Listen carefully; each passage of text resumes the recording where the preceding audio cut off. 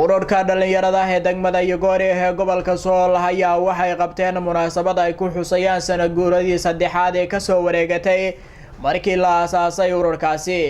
wariyahana Muqtaar Cabdi Jaamac ayaa warkan la saacanood inooga soo diray. Tan ayaa ahayd mid lagu xusayay sanad guuradii saddexaad ee ka soo wareegtay markii la aasaasay ururka dhalinyarada degmada Yogoori ee Talawada kaasi oo ah urur ka shaqeeya horumarinta bulshada.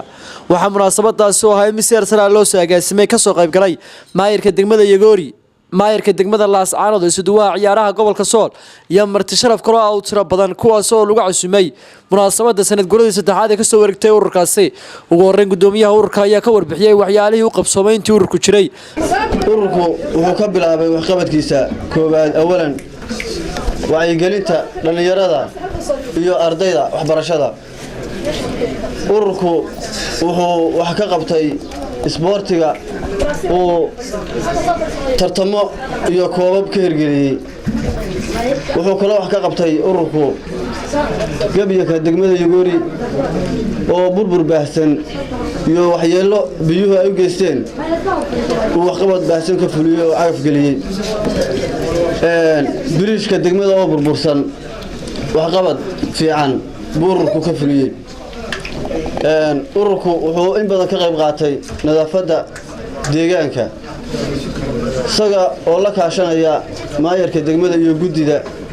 waxay ururku qabteen in qashin dambe oo degmada aan banaanka uga bixin uusan jirin oo lagu qaado gawaadhi. maayirka degmada Laascaanood Suduwa ciyaaraha iyo sidoo kale marti sharaftii munaasabada ka soo qayb gashay ayaa dhankooda sheegay in ururkan wax badan ka qabtay deegaanka ayna taageero buuxda u hayaan. waxaan leenahay soo dhawaada ilaahay sanadka kiisa kale khayr ayna ku gaarsiiyo waxqabadkii aad muujiseen ilaa ee tusad wax qoran weeye oo aan deegaanku dafirayn oo muuqda. halkaa waxaan markaa loo baahan yahay inaad hore uga sii kacdaan. ururkuna markuu sidan oo kale xaflad u qabsado saddex arrimood buu ka hadlaa. hambalyada xafladiisa wixii uu qabtay waxa uu higsanaya future-ka u soo socda uu damcay inuu qabto ayuu ka hadlaa. markaa xafladan aad isugu yeedheen marti sharafta waad ku mahadsantihiin.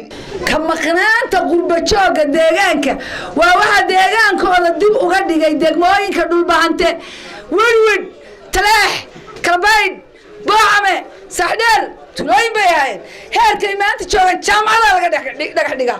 annagana dugsiga isra weeda waay qurba joogtaa ka mid fadlan kolay badan baan anigu miiriyay isu taagay codsi iyo sacabo hoorsi iyo baryo u diray laakiin maanta maya waajib ay leeyihiin waaya kii ka soo qayb galna fadlan waxaanu leenahay jiro joogii ka soo qayb gal waxaanu leenahay salaam awalba naga maqnayd rugsan iyo dadaal laaban iyo damiirka fog baa waxaga daayirta reer Talawada damiir gaar ah ku jira daayin baa ku manaystay oo dalkooda wax ugu qabteen waxaan la hilmaami karin hal doorada Talawada sida ay ugu hogar bixeen hawlaha guud iyo bulshada hamoogaan Talawada waxay noo sheegeen isla qireen dabcan bulshaduna ay qirtay in xaafadihii degmada ay runtii nadaafad dhinaca nadaafadda ay ka shaqeeyeen iyo inay dhinaca wacyigelinta iyo sportska ay ka shaqeeyeen.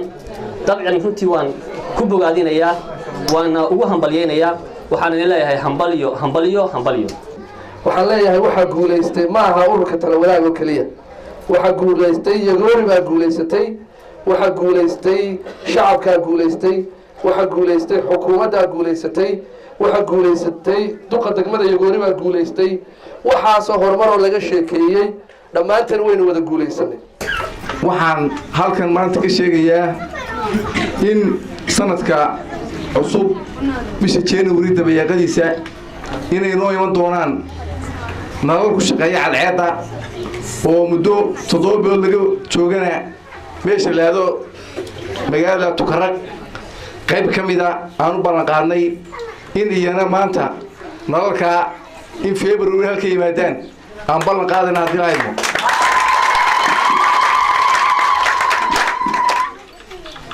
waxaan kaloo ka ballan qaadaynaa in magaalada Yogoori 20 geed aan ku beerno hadii ayno. dadweynaha Muqtaar Cabdi Jaamac Somali News TV Laascaanood.